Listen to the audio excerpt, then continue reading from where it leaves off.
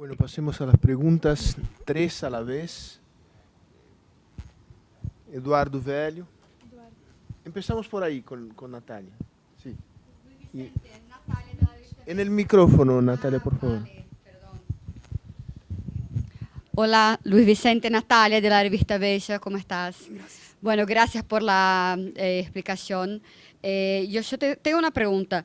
La cuestión de los militares, cuando han ganado la oposición el 6 de diciembre, mucha gente ha dicho que ha sido exactamente por presión de los militares, que han amenazado que si el gobierno no reconociera los resultados, iba a pasar algo, un golpe militar o algo así. Bueno, ¿hasta cuándo puede el gobierno controlar los militares con los sueldos bajos y la inflación y la situación que también quien es militar está viviendo en Venezuela? Una pregunta más, Eduardo. Eduardo, ali no fundo. Espera um pouquinho o microfone, Eduardo, só para...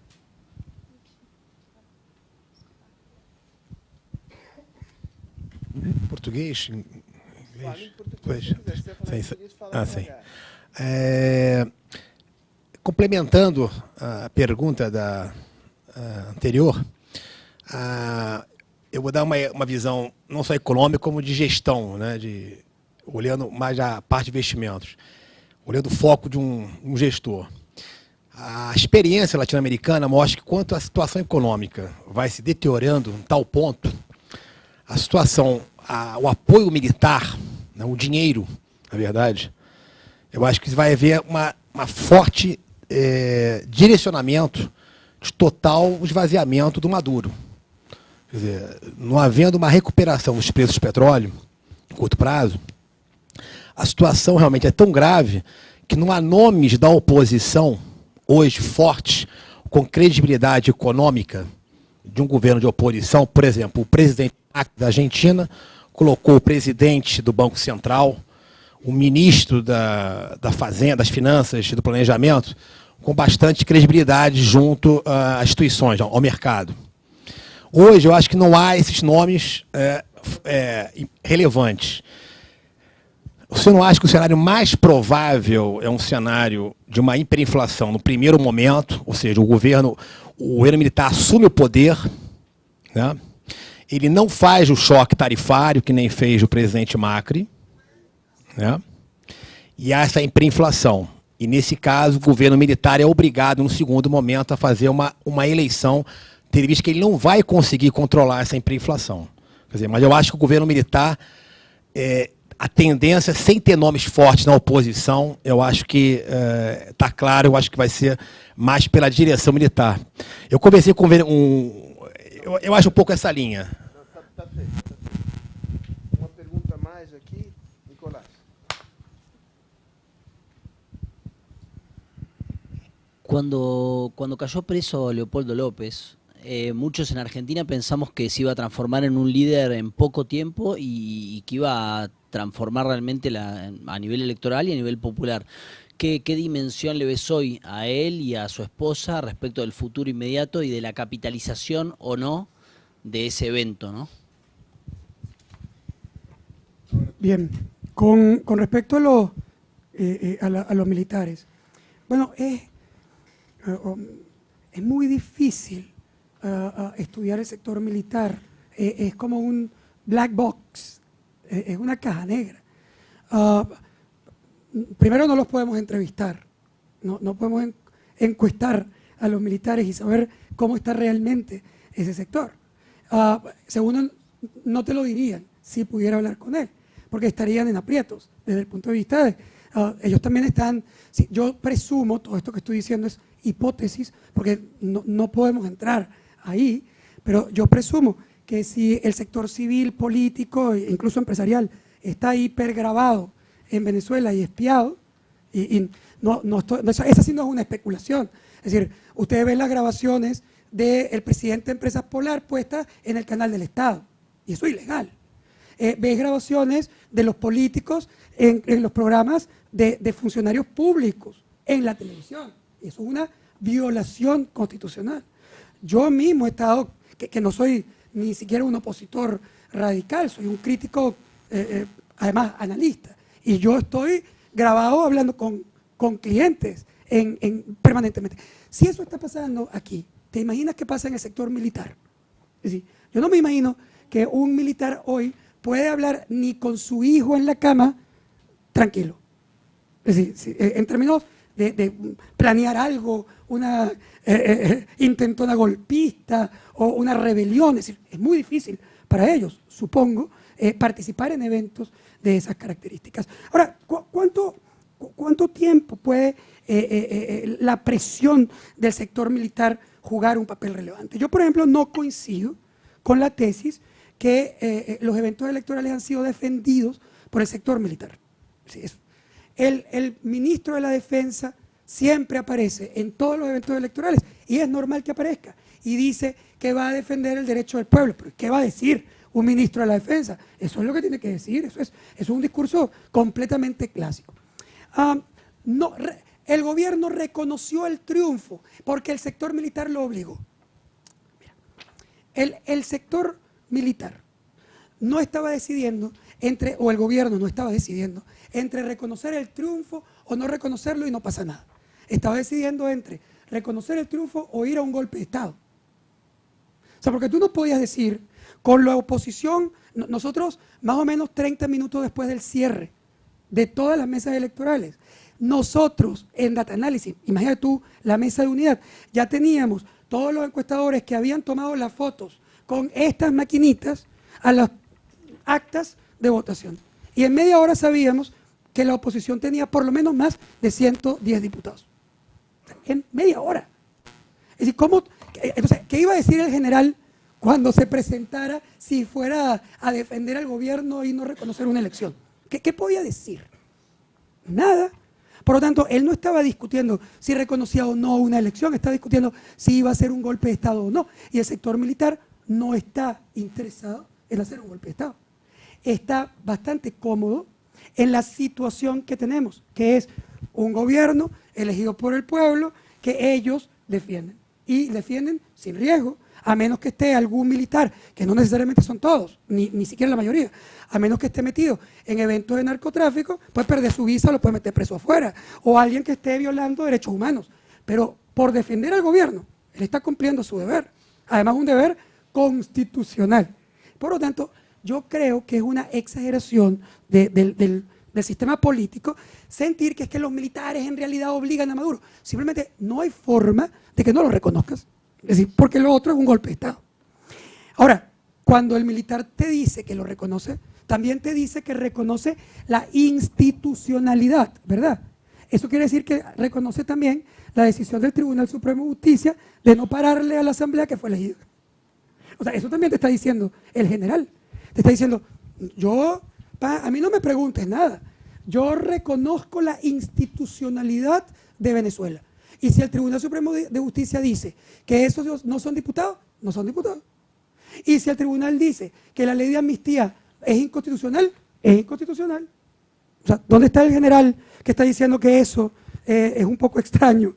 Y que en verdad la ley de amnistía es un derecho constitucional de la Asamblea Nacional. ¿Dónde está? No está. Gracias a Dios, por cierto, que no está. Porque en el momento en que el país esté dependiendo de que los militares decidan qué es y qué no es constitucional, estás en un golpe de Estado. ¿Sí? Porque entonces sería el sector militar quien decide los eventos en Venezuela. Y eso es completamente contrario a la democracia. Con respecto a eso me pego al tema militar que ha planteado Eduardo.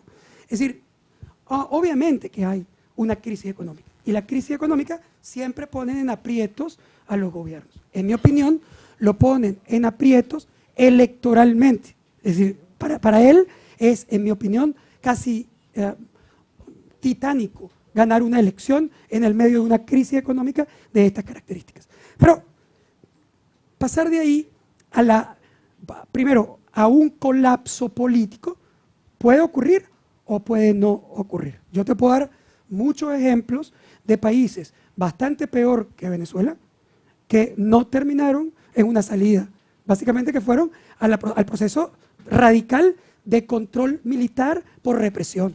Cuba es uno, China, Rusia, Corea, que tenían grandes procesos militares de represión Y se murieron millones de chinos de hambre y millones de cubanos, de rusos de hambre. En Cuba en los 80 la gente tenía avitaminosis y se quedaba ciega. ¿Y dónde estuvo la salida militar o del gobierno o del sistema? Porque había una crisis. No ocurrió. Como hay otras que han salido con mucho menos que esto. O sea, con muchísimo menos. El disparo de la primavera árabe fue con una situación económica en Túnez infinitamente mejor que la que tiene Venezuela hoy. Y explotó. Es decir, lo que quiero decir es que no es linealmente proyectable porque depende de la capacidad represiva que el gobierno tenga. Y ahí me voy con un comentario que hiciste que conecto con el de Natalia. Y es, básicamente, siendo sincero, si yo fuera un militar, no puedo hablar por los militares porque no los conozco. Es decir, no los conozco, no los puedo encuestar. No son analizables transparentemente.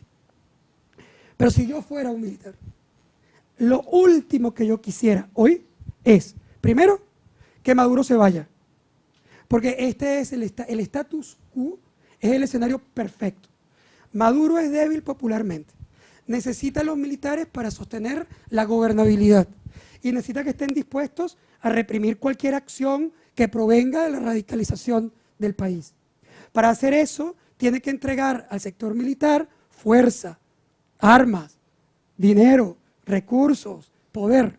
Hoy son ministros de importación de alimentos, son ministros del Interior y Justicia, son ministros de la Secretaría de la Presidencia, fue vicepresidente económico, un general activo. Es decir, tienes un gobierno que está militarizado en la práctica. Y ellos todos participan en un gobierno institucional elegido por el pueblo. ¿Por qué quiero que se vaya? Ah, bueno, porque los militares también pasan trabajo, porque en la base de la pirámide obviamente también tienen la misma crisis. Sí, pero también es verdad que el sector militar tiene una situación mejor que el promedio del país y que en esa pirámide ellos van subiendo y pueden tener una esperanza de futuro mejor que pudiera no tener el resto de la población. Con lo cual yo no puedo proyectar a los militares igual que puedo proyectar al resto de la sociedad venezolana. Y hoy lo último que yo quisiera, si yo fuera un militar, es ser un dictador abierto. Porque si yo tumbo a Maduro, si yo fuera un militar y tumbo a Maduro, lo más probable es que yo dure muy poquito en el poder, que me bloqueen en el mercado internacional, que sí vengan entonces las sanciones de los países que no se han atrevido a sancionar a un gobierno elegido por el pueblo, pero que lo harían en un acto de dictadura militar sin ninguna duda. Con lo cual la estabilidad de ese gobierno sería muy, muy efímera. Y las posibilidades de que ese dictador se salve a futuro son muy, pero muy bajas. Por lo tanto, ese no sería el escenario ganador para un militar. Lo que sí podría ocurrir en el caso de que fuera insostenible es que el sector militar decida participar en el cambio de gobierno del presidente Maduro. ¿Pero por quién? Probablemente por otro chavista, no madurista, con el que él se pueda sentir más confortable. Nunca por la oposición con quien no tiene ni vínculos y a quien debe temer. Porque la oposición siente que el sector militar es culpable también de lo que está ocurriendo en Venezuela, con lo cual podrían sentirse perseguidos. Y si no hay vínculos, negociaciones, breaches entre ellos, hay un riesgo.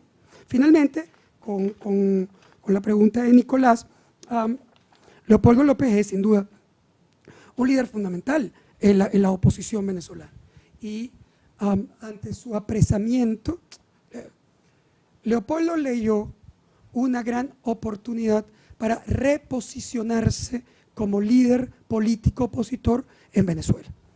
Luego de que Capriles se convirtió en el gran líder, 2 veces candidato presidencial, además el mejor candidato presidencial de la oposición por mucho en 17 años, que prácticamente gana una elección partiendo el país en 2 partes prácticamente iguales, y que logró recorrer el país y tener muchísima empatía, cuando digamos, pierde por un punto porcentual, la oposición sintió que había habido fraude y que Capriles no defendió la mayoría.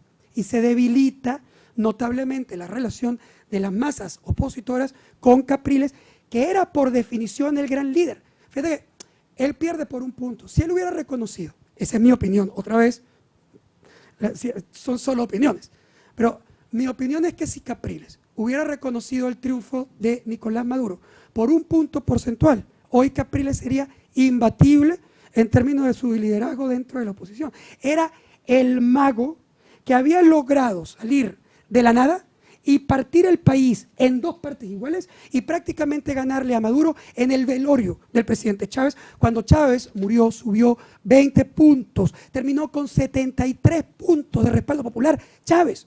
Maduro arrancó la campaña con 20 puntos arriba, que pulverizó Capriles en un mes.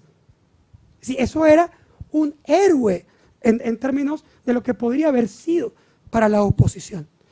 Pero digo que ganó por un punto, no que perdió por un punto. Entonces, de héroe de haber partido el país, te convertiste en el cobarde que no defendió la mayoría.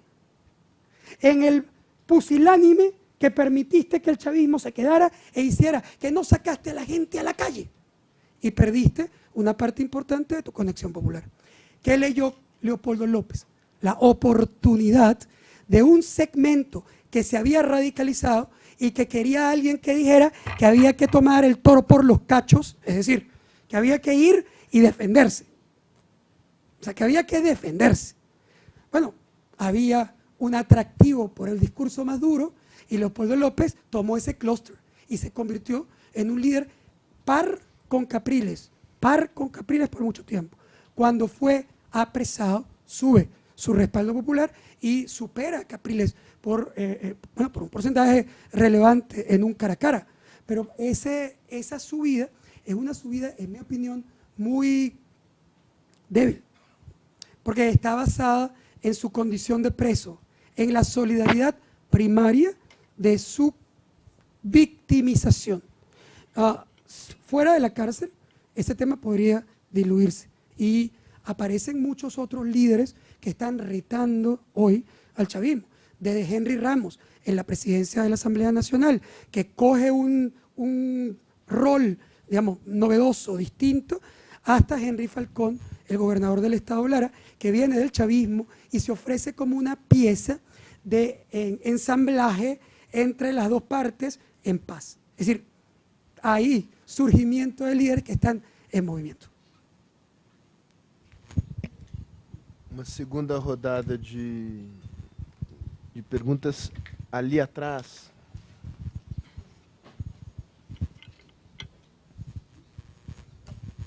Túlio Barbosa. A oposição, ela, na Assembleia, ela possui uma agenda prioritária que é de tomada do poder e ela é bem coesa nesse objetivo. Agora, em relação à agenda econômica, existe uma coesão dentro na oposição? Alguma das ideias, dos planos, coisas que precisam ser feitas? É a última oportunidade. Huber está aqui. Maria Ernesto Humberg.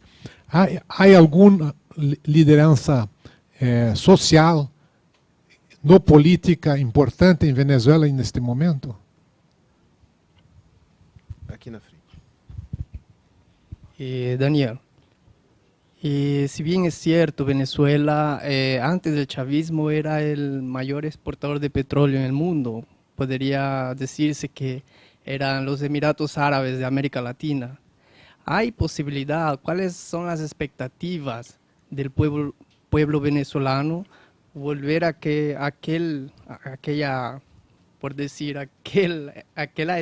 etapa que tuvo auge con el petróleo? ¿Hay algún plano de gobierno que intente rescatar aquello que existió en el pasado?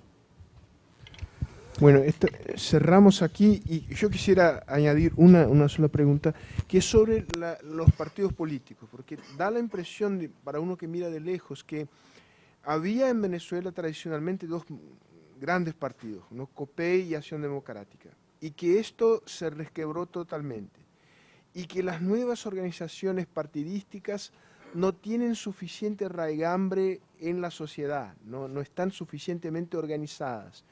¿Es así o estas organizaciones nuevas lograron establecer en el terreno raíces más profundas en la sociedad venezolana?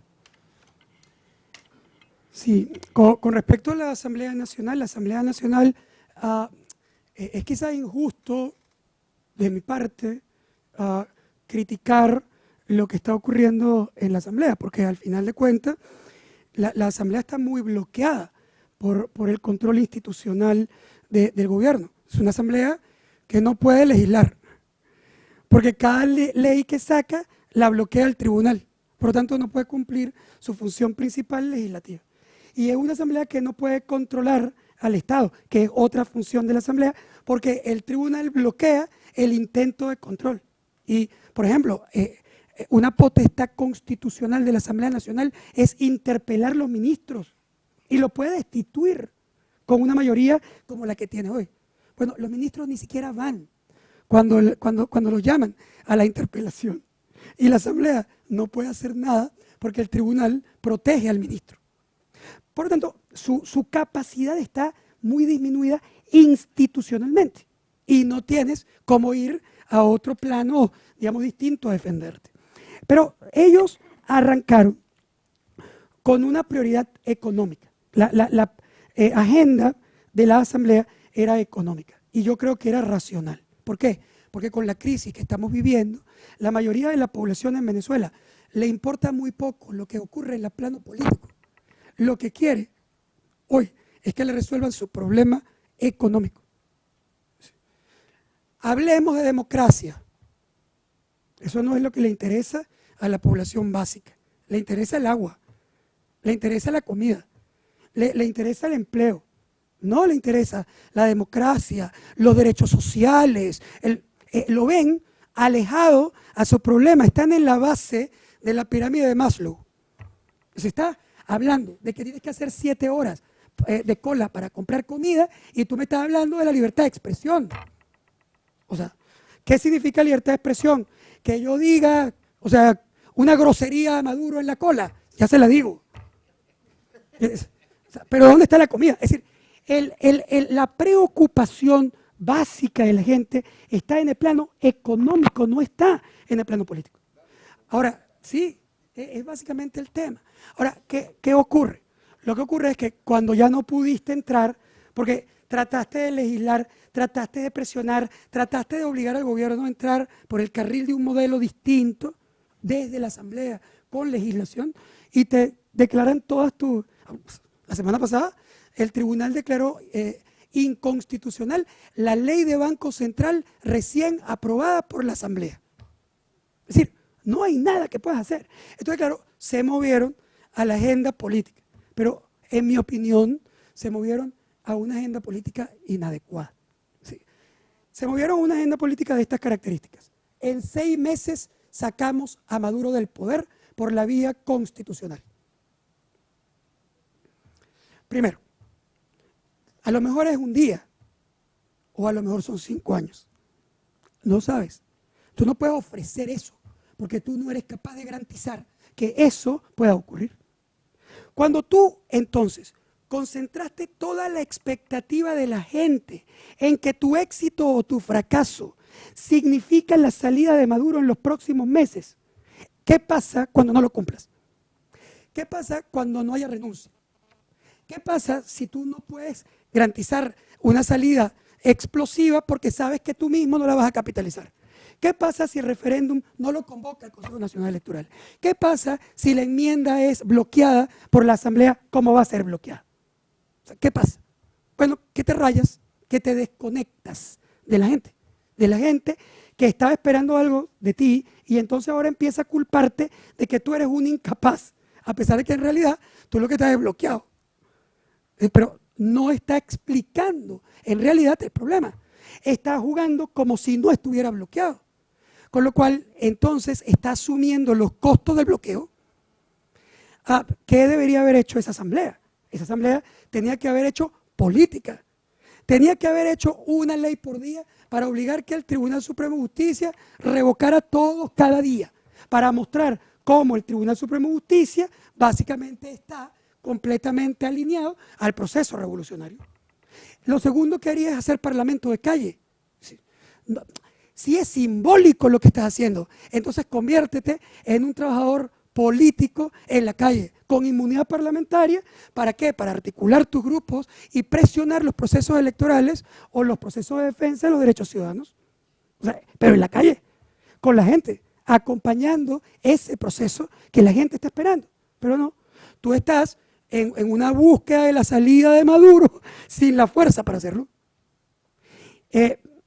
¿Hay cohesión? No, no hay cohesión. Porque aquí la oposición, hemos hablado de la división del chavismo, pero la oposición está tan dividida o más que el chavismo. O sea, el chavismo tiene los maduristas y los antimaduristas.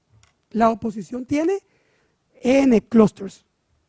Los radicales, los moderados, los pro negociación, los apáticos.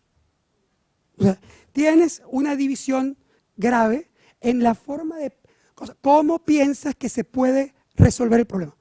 Los radicales creen que no hay ninguna salida que no sea radical, que porque el gobierno no te va a permitir ninguna vía electoral. Y por lo tanto, su acción es una acción hacia la radicalización, buscar la salida presionada, obligada del presidente. Los moderados piensan que eso es un error. ¿Por qué?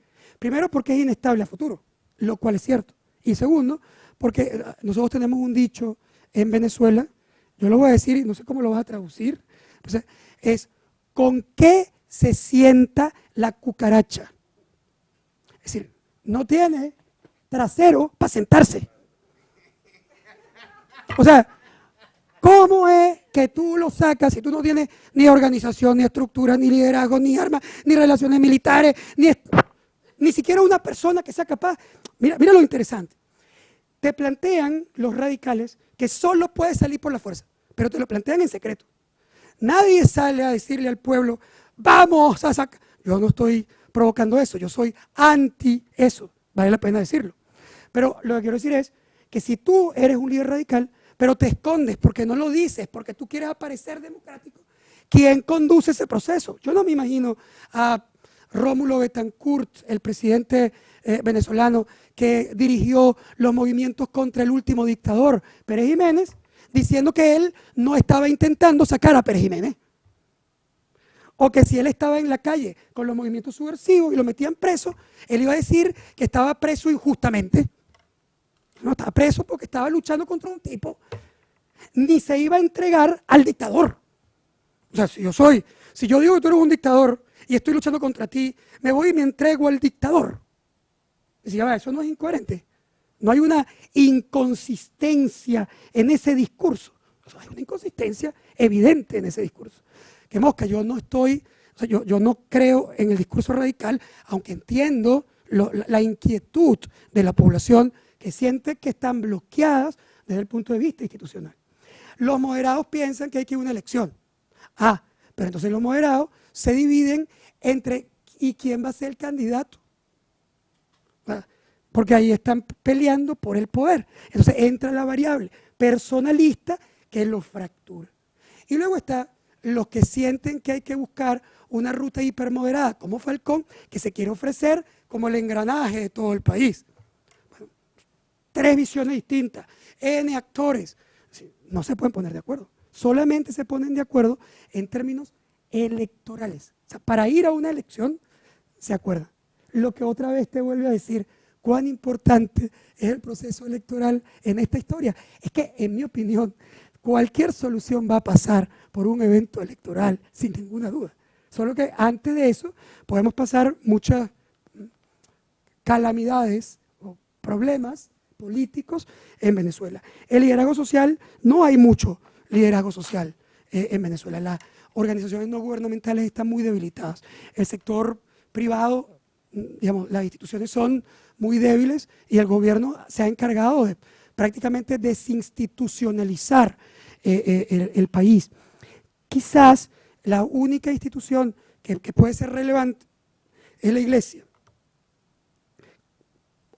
Y juega, actúa, presiona, escribe, pero lo ha hecho tanto tiempo que su nivel de impacto también bajó. Porque ya tiene mucho tiempo participando sin éxito en el sistema. La explotación petrolera. Yo creo que es un tema que has tocado muy importante. Eduardo creo decía que es muy poco probable que el precio del petróleo se recupere. Yo he estudiado el tema venezolano y el tema petrolero, por ende, muchísimo. Es una de mis áreas de especialidad. Y voy a rescatar una declaración del presidente de Shell, del año antepasado.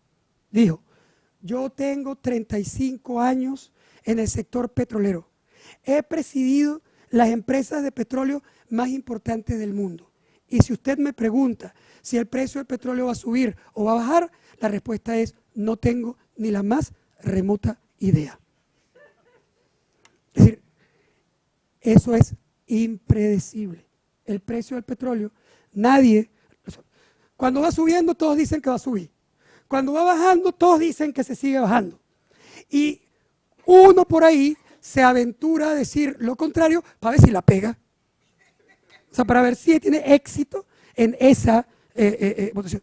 Esa es la realidad en el mercado petrolero, es volátil y además muy dependiente de eventos que no, son cisnes negros que no podemos proyectar. Una guerra en los países árabes, un crecimiento de demanda en China, un frío horripilante en Estados Unidos, cambia la historia así y no la has podido proyectar. Pero lo que sí podemos proyectar, más allá de si sube o no el precio del petróleo, que por cierto el mercado está esperando un crecimiento del precio del petróleo hacia el final de este año, eso no quiere decir que ocurra, pero el mercado lo está esperando hacia final del año 2016, Venezuela es la mina de petróleo más grande del mundo. 20% más, no, 16% más que la reserva de Arabia Saudita. Es decir, Arabia Saudita no es más grande que Venezuela en reserva petrolera, probada. Y estamos hablando de que la no probada es más grande que la probada en la faja bituminosa del Orinoco. Es decir, es la mina de petróleo más grande del mundo. Y el mundo necesita, planea duplicar el Producto Interno Bruto en la mitad del tiempo que lo hizo la última vez. La última vez se duplicó el PIB en 60 años y ahora se plantea la necesidad de duplicar el PIB en la mitad del tiempo, en 30 años. No hay ninguna forma de duplicar el PIB en el mundo sin el petróleo del vecino de ustedes. No hay. Es decir, con Maduro, sin Maduro, con la oposición, con los civiles, con los militares, de ahí va a salir petróleo. Porque el mundo necesita esa energía para duplicar el PIB. Va a salir petróleo. De manera que ese elemento va a ser muy importante en el futuro económico de Venezuela, más allá del mundo. Claro, por supuesto. Perdón, y los partidos. No, tú estás en lo correcto. Los partidos se han debilitado. Tampoco voy a culpar a los partidos.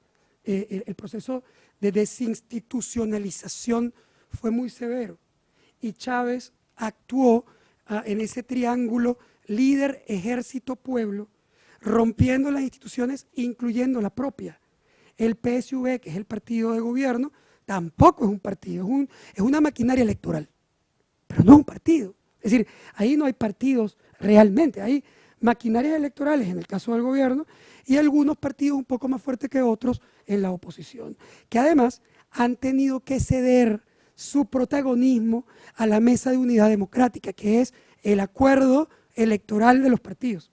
Entonces, si tú, cada vez que vas a una elección, que es el momento en el que tú presentas tu oferta a los electores, no puedes participar con tu identidad propia, no puedes poner tus vallas de los partidos, sino que tienes que ir unido con los demás, que se supone no piensan como tú, en un gran logo que se llama MUD, para garantizar la unidad que te permita ser elegido.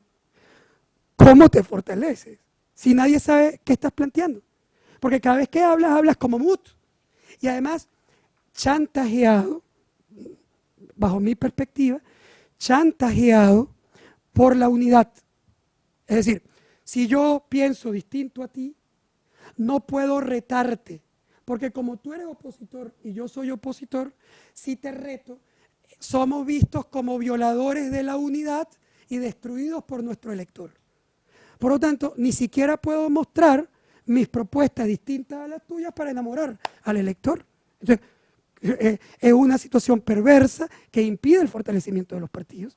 Sí hay algún trabajo social en Primero Justicia, Hay un trabajo político en Voluntad Popular, que es el partido, el primero de Enrique y el segundo de Leopoldo. Voluntad Popular, en la defensa de su líder, tiene maquinaria y trabajo, pero son muy débiles desde el punto de vista institucional. Bueno, Luis, gracias. Aplausos. Muy amable.